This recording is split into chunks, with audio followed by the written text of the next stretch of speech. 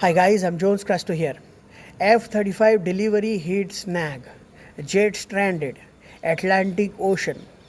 In an unexpected turn during a Bulgarian Air Force F-35 delivery mission, one of four advanced fighters was stranded mid-Atlantic, while the remaining three successfully arrived at Florennes Air Base.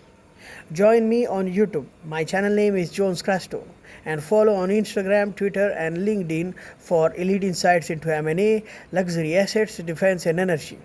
According to airlive.net, the incident occurred during a transatlantic ferry flight from the U.S., prompting emergency monitoring and coordination between NATO and U.S. Air Force units, while the stranded aircraft's crew remains safe.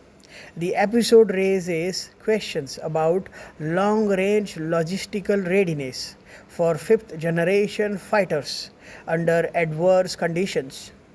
Belgium's F-35 acquisition marks a major modernization milestone despite this turbulent debut.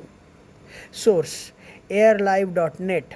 Report by Seb Mill, October 14, 2025.